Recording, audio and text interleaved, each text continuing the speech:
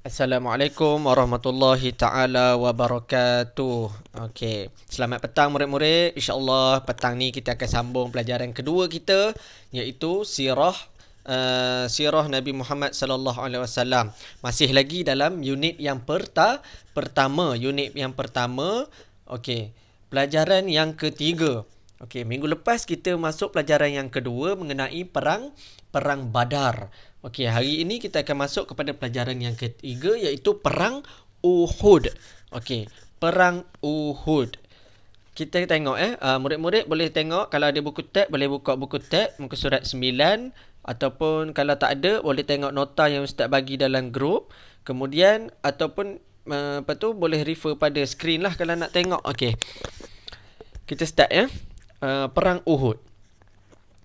Perang Uhud berlaku pada bulan Syawal, tahun ketiga Hijrah. Okey. Perang Uhud berlaku pada bulan Syawal, tahun ketiga Hijrah. Perang Uhud ni berlaku pada bulan raya. Hari raya. Syawal. Okey, bulan Syawal. Tahun bila? Tahun 3 tahun selepas Nabi berhijrah ke kota Madinah. Okey. Peperangan ini disertai oleh 1,000 orang tentera Islam yang dipimpin oleh Rasulullah. Okey, masa perang Badar itu hari 300 lebih je orang Islam. Sekarang dah 1,000, dah makin meningkat. Okey, 1,000 orang tentera Islam yang join yang join perang Uhud. Disertai dipimpin oleh Nabi Muhammad sallallahu alaihi wasallam sebagai ketua. Okey. Rombongan ni menuju ke Bukit Uhud. Okey, tetapi hanya 700 orang sahaja yang berjaya sampai ke medan Uhud. Dalam 1,000 tu 700 je. 700 je yang pergi ke perang tu. Maknanya dalam 1,000 tu 700 je pergi, 300 tak pergi. Tak sampai. Sebab apa? Okey, kita tengok sebab apa. Hal ini kerana di pertengahan jalan seramai 300 orang telah berpatah balik ke Madinah setelah dihasut oleh Abdullah bin Ubay, iaitu ketua orang munafik. Okey. Sebab 1,000 orang tadi tinggal 700, sebabnya 300 lagi dia patah balik. Dia patah balik ke Madinah, tak jadi pergi Bukit Uhud nak perang. Sebab apa? Sebab dihasut oleh ketua orang munafik. Munafik ni bahaya sebab dia berpura-pura macam orang Islam, padahal dia benci, tak suka dengan Nabi, tapi pura-pura sebab takut kan. Dia pura-pura beriman. Siapa ketua dia orang munafik ni? Nama dia Abdullah. Nama sedap, Abdullah bin Ubay. Bukan nasi lemak Ubay, dia bukan orang Ubay. Bukan orang Ubay ni, nasi dagang bukan. Dia nama ayah dia Ubay. Abdullah bin Ubay. Okey. Tentera kafir Quraisy seramai 3,000 orang. Orang kafir ada 3,000. 3,000 nak lawan dengan 700. Okey. Yang diketuai oleh Abu Sufyan bin Harbi. Okey, ketua bagi orang kafir siapa? Abu Sufyan. Okey. Abu Sufyan bin Harbi. Okey, kita tengok strategi Rasulullah sallallahu alaihi wasallam dalam perang ni. Kita tengok ya. Rasulullah sallallahu alaihi wasallam telah menyusun strategi dengan membahagikan tentera kepada 3 pasukan. Nabi bagi 3 pasukan. Dalam tentera Islam tu 700 tu Nabi bagi-bagi kan. Jadi 3, bentuk 3 pasukan. Okey. Kanan, kiri berhadapan melawan musuh. Okey. Dia ada pasukan kiri, pasukan kanan. Okey. Yang kiri dengan kanan ni dia akan berhadapan sendiri dengan musuh, akan lawan, bertentang mata lawan. Okey. Manakala ada satu lagi pasukan, iaitu pasukan pemanah. Okey, pemanah ni dia akan letak atas bukit. Nabi letakkan pasukan pemanah ni atas Bukit Uhud tu. Okey. Semua tentera pemanah tidak dibenarkan meninggalkan tempat masing-masing kecuali dengan arahan Rasulullah. Okey. Lepas Nabi bagi 3 pasukan tadi, pasukan kiri dan kanan ni akan berhadapan lawan dengan musuh. Pasukan pemanah ni akan duduk atas bukit. Lepas tu Nabi arahkan jangan turun. Apa-apa hal jangan join perang. Okey. Tunggu arahan daripada Nabi. Okey, tu arahan Nabi ke bawah, jangan turun. Stay atas bukit. Okey. Kita tengok apa yang berlaku dalam perang tu. Arahan Rasulullah sallallahu alaihi wasallam tidak dipatuhi. Okey, tengok muka surat 10. Arahan Rasulullah sallallahu alaihi wasallam tidak dipatuhi. Apabila tentera musyrikin lari meninggalkan medan perang, ramai dari pasukan pemanah turut sama mendapatkan harta rampasan perang sehingga mereka lupa dan melanggar larangan Rasulullah. Okey. Masa pasukan kiri dan kanan ni tadi berperang dengan orang kafir ni, perang, dah nak menang dah. Dah ada sebahagian tentera kafir ni dah lari. Bila pasukan pemanah tengok, oi kita dah menang dah ni, boleh menang dah ni. Okey, apa pasukan pemanah ni buat? Dia pergi turun daripada bukit tu. Sebab apa? Sebab nak ke harta. Dia nampak harta dah. Orang-orang kafir ni tinggalkan harta kat bawah ni. Nak ambil, nak rampas harta. Padahal dia lupa. Nabi tadi pesan apa? Jangan turun. Tapi dia turun juga. Dia langgar arahan Nabi. Apa yang berlaku lepas tu? Okey. Apa yang berlaku? Tengok. Musyrikin mengambil peluang membuat serangan balas. Khalid bin Al-Walid. Okey. Masa ni Khalid Al-Walid belum masuk Islam. Ingat. Khalid Al-Walid belum masuk Islam. Khalid Al-Walid ni, okey, sebagai selingan Khalid Al-Walid ni adalah general perang yang tak pernah kalah. The great warrior in Islam. Okey, hero. Hero yang betul-betul hero. Dia ni dalam perang tak pernah kalah. Walaupun zaman jahiliyah. Okey. Masa dia belum masuk Islam pun dia menang. Macam perang ni lah. Dia menang. Lepas masuk Islam, lagi hebat dia. Sebab tu Khalid bin Al-Walid ni digelar pedang Allah yang terhunus. Pedang Allah. Khalid Al-Walid. Saifullah. Pedang Allah. Dia tak terkalahkan dalam apa-apa perang pun. Okey. Nanti kita akan cerita lagi tentang Khalid Al-Walid ni. Apa kisah dia.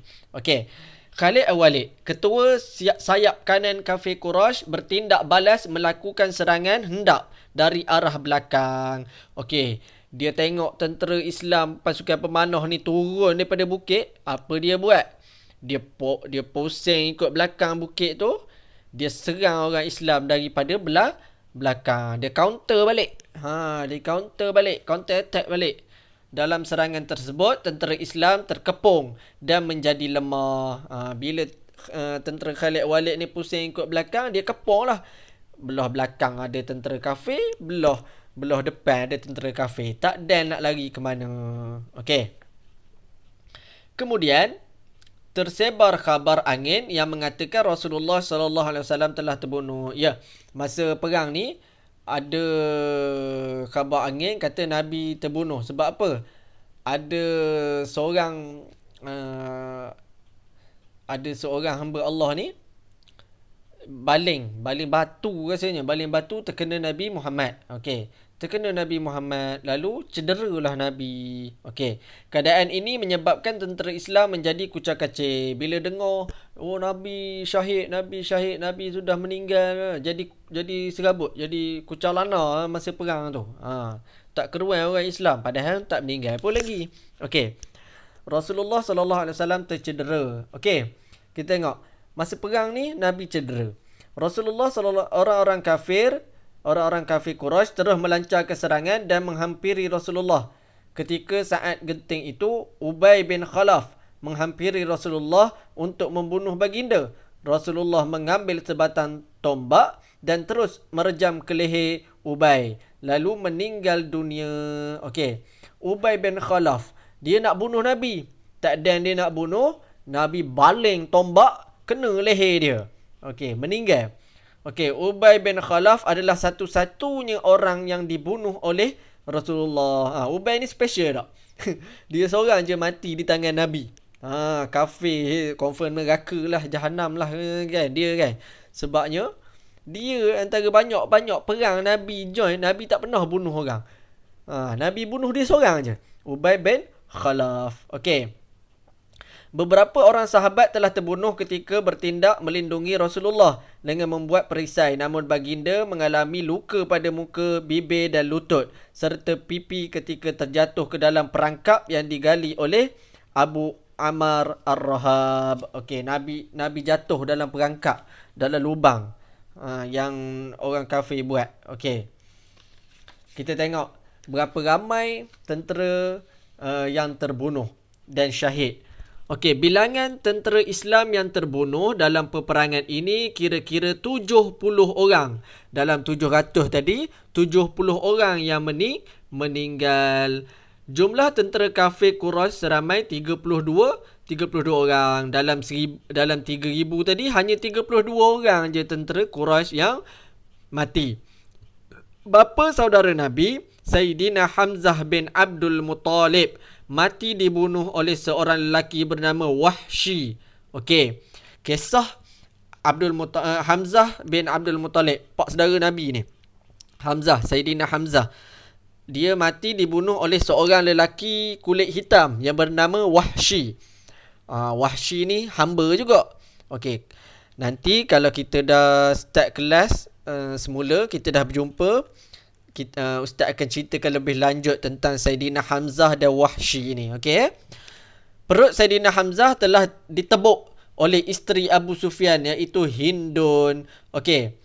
Isteri Abu Sufyan ni Hindun bin Hisham. Hindun bin Hisham.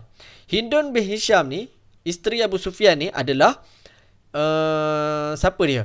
Dia adalah adik-beradik dengan Abu Jahal. Ingat tak dulu Abu Jahal dah mati masa perang Badar? Okey, disebabkan itu Hindun ni dendam dengan orang Islam. Dia dendam dengan Sayyidina Hamzah. Sayyidina Hamzah. Jadi apa dia buat? Dia upahlah Wahsy tadi untuk bunuh Sayyidina Hamzah. Lepas dah bunuh, Hindun ni pergi apa? Pergi tebuk dada Sayyidina Hamzah. Dia pergi korek hati, dia makannya hati, kunyahnya hati Sayyidina Hamzah. Sampai macam tu. Okey. Kemudian dia buat apa? Dia ludah kan. Na'udzubillah. Janganlah kita jadi macam Hindun ni. Tapi lastly, Hindun ni nanti akan masuk Islam. Okey, kita akan cerita ke depan nanti. Okey, Rasulullah SAW berasa amat sedih, marah dan memerintahkan agar semua syuhada dikebumikan dengan pakaian yang mereka pakai ketika berperang. Disebabkan perkara tu, Rasulullah jadi marah, sedih sebab pak saudara dia meninggal. Kena buat macam tu, kena buat zalim macam tu. Okey. Dan Nabi arahkan orang Islam dikebumi dengan pakaian-pakaian mereka. Pakaian perang tu, kebumi macam tu je. Okey. Berdasarkan kisah perang Uhud ni tadi, apa pengajaran yang kita boleh ambil? Kita tengok muka surat 12. Apa pengajaran kita boleh ambil? Yang pertama, Allah akan menolong orang yang bertakwa. Ingat, kalau kita bertakwa kepada Allah, Allah akan tolong kita. Yang kedua, kita wajib mematuhi arahan ketua selagi arahannya tidak bertentangan dengan Islam. Ambil contoh macam ni tadi. Jangan jadi macam pasukan pemanah tadi. Pasukan pemanah tadi tak ikut, tak dengar cakap Nabi. Sebab itulah kalah. Sebab itulah jadi kalah. Okey. Jadi kita kena ikut arahan ketua selagi dia memberi kebaikan kepada kita dan tidak membebankan, tidak melanggar hukum-hukum Islam. Yang ketiga, berbincang dan berfikir panjang sebelum bertindak. Ingat, nak buat apa-apa kena fikir panjang-panjang, fikir masak-masak.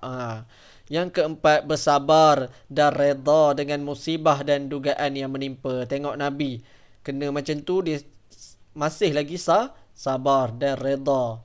Okey, ingat tu ya. Okey. Lupa saya nak cerita apa sebab perang Uhud ni. Okey, perang Uhud ni adalah sebab dia orang kafir tak puas hati dengan orang Islam sebab kalah masa perang Badar. Jadi dia nak buat apa? Dia nak balas dendam. Tu je punca dia. Jadi berlakulah perang ni, perang Uhud. Okey. Sekarang ni skor dia dah 1-1. Islam 1, Kafe Quraisy 1. Apa akan berlaku? Ada perang apa lagi lepas ni? Okey, kita akan sambung minggu depan dalam perang Khandaq pula, ya. Okey, sebarang permasalahan apa-apa tak faham boleh tanya dalam grup. Okey. Itu saja insya-Allah pada petang ni. Murid-murid boleh buat latihan yang ustaz bagikan dalam grup, ya. Okey.